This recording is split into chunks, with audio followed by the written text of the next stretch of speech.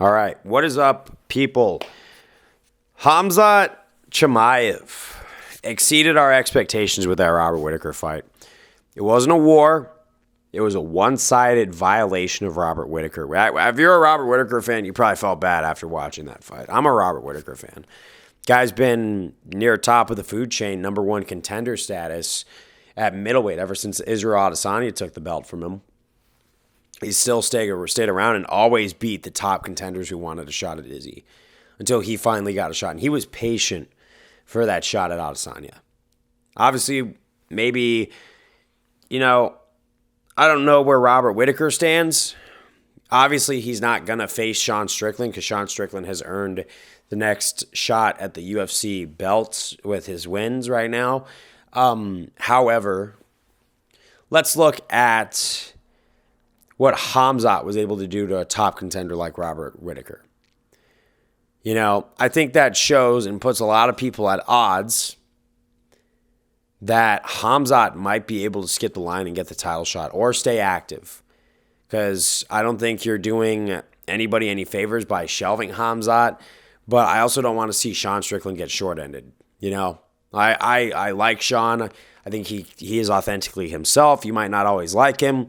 He might not be the guy you want to take to a family function, but he stands up for his values. He, as raunchy as they are, he is the rowdy dude who has showed up, entertained us, and when it came time to fight Israel Adesanya, he gave us an upset that we never thought we were ever going to see, and had a very close fight with Dricus. And seeing how well he did against Dricus versus how Adesanya did against Dricus, they do need to run that back and answer that question one last time.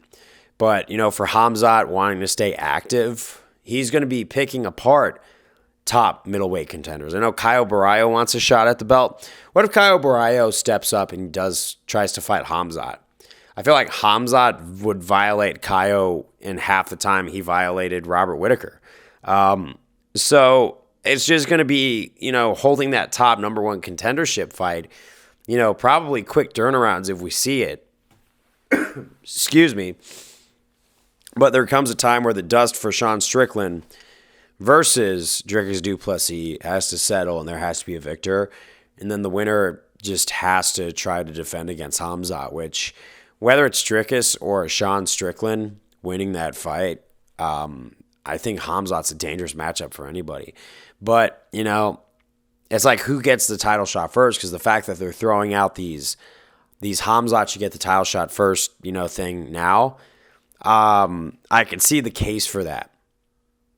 But I think Sean needs one last shot, because I think after Hamzat gets his hands on that belt, it doesn't look like anyone's going to be taking it from him. I mean, I was with iffy expectations of him leading into that Robert Whittaker fight, but now that I saw how that Robert Whittaker fight played out, I'm all aboard saying, you know what, Hamzat's going to be a very dominant champion at middleweight, and it's about time he showed up, because he should be the champion in at least one weight class by now. He did take a lot of time off, which did hurt his career a little bit, but I think he's authentically looking at that, and we'll see.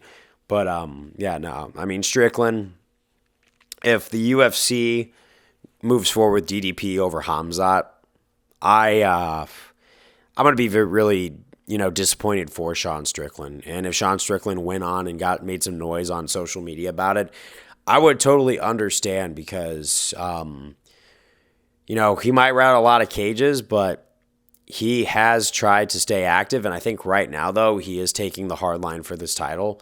At this point, he's saying, you know what, I need another shot at the title, because, Adesanya wanted to leave for like 7 years and he came back early because he got a title shot, where I beat Paulo Costa pillar to post, and, I have stuck around waiting for my shot. But, I think Sean Strickland also knows the more he tries to play ball with the UFC and tries to compromise, the more he's going to get pushed back or pushed to the side.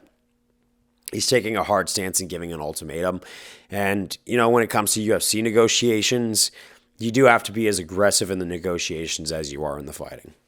And I think he's doing just that, saying, no, title shot for me next, no fans or buts. And I actually stand by him when he says that. So I think, if anything, Strickland needs that title shot first, and then Hamzat fights the winner of that fight, who I think honestly might actually be Sean Strickland if Sean Strickland plays his cards right, but they've had a chance to feel each other out. Who knows how they come in.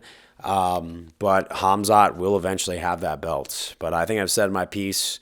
Let's hope that there's no major disappointments for Strickland, or in that case, like, what's Hamzat going to do in the meantime while he watches that fight from the sidelines? Is he going to fight someone like Kyle Barrio? Is he going to face Bo Nickel after Bo Nickel? If he gets past Paul Craig, what's he going to do next? Because that middleweight division, I don't see anyone matching that number one contendership that Hamzat has currently earned.